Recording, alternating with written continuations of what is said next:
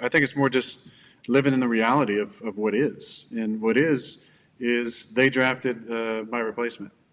And if I didn't win 2 COVID MVPs, this conversation probably would have happened earlier. But in a year where I'm not going to win MVP, it allows for all the different conjecture. Is Jordan ready? Is it time to move on?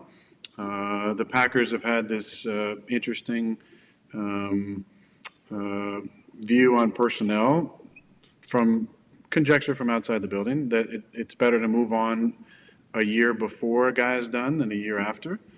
And is that the mindset for them deep down? Now, as an organization, they're obviously not going to say any of that. Why would you? There's not a whole lot to be won. And often, unfortunately, in times, as was mentioned by Mark Murphy last year, in a situation where there doesn't need to be sides, there can be sides that are drawn. Like, there's not sides here. It's not me against the Packers. It never was me against the Packers. It was a strong desire to be a part of some meaningful change in an organization moving forward. And I feel like we, because of some of the conversations that we had, there was some good movement on that. And I'm proud of some of the things that seem to change. And I think they're important things long after I'm done playing that are going to be important for the organization to continue to embrace. And I think that's the beauty in the relationship that we've cultivated is some great conversation and some real honest and direct conversation. That being said, I'm open to all honest and direct conversation. And if they felt like it was in the best interest of the team to move forward, so be it. That wouldn't offend me. That wouldn't make me feel like a victim. I wouldn't have any animosity towards the team. I love the team. I love the organization. I love the city. I love the region. I'm a minority owner in the Bucs. Like, I'm going to be a part of the region long after I'm done playing. Like, I have a lot of love for what's going on in Green Bay, and I'd love to finish there. I would, and I might have finished there. Who knows? But when I talk about my future, I don't talk in any cryptic terms. I'm pretty direct about how I feel, and I am taking time with my decision, and I am, not, egomaniacal in a sense to think that, I should be able to play wherever I want as long as I want. There's two sides to this. There's. No, I heard you were an egomaniac. Yeah, big time. I heard you were an egomaniac. That's right. I thought that I was told. Shout out Gumpy. I was told you were an egomaniac. So it's more of you like getting a read and a grasp of the reality of the situation that the Packers are in, that you're in, with Jordan, with everything. That's kind of why you feel the way you feel, let alone if you want to play football still. That whole thing. That's number one, is if I want to play, 100%. And if I want to go through the grind again. And then number two is, that's why I said it was mutual with both sides. It's what does the team look like with me? What are the proposed, direction of different players that they're thinking about bringing in? How do I fit in that? And what are the prospects moving forward? I think that's a part of it, because you want to win a championship, right? You want to be a part of a team that can win a championship. And every team is going to say in the beginning of the season, we can win it. But we know every single year there's about, a handful of teams that have a legit chance. And the 4 left are all 4 that I would have said before the season. These 4 got a chance to win it. Now, I would have put us and some other teams in there too, which didn't come to fruition. But you want to win, and every team is going to say they want to win. But it's it's the type of team you're putting together, and I don't need all my guys to be there for that. I'm not standing on the table for these 7 guys need to be a part of that.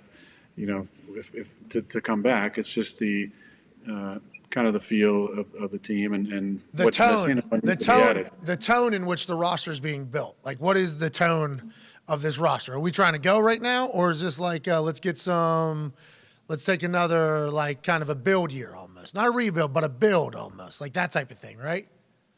Yeah, is it a reload or is it a rebuild? Do you have a relationship with Zach Wilson? Was it Rappaport who said you texted him when he was like in the facility during the offseason on a Friday morning? You said, "What are you doing? Get the hell out of there, man. Spend some time away from the facility." Are you guys tight? Well, it wasn't a Friday morning. It was a Friday night, and he was there late. And I said, "What are you doing?" I said, "Get out of the facility."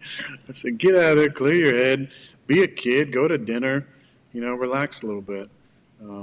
So I met him before the draft, and then they came and practice against us.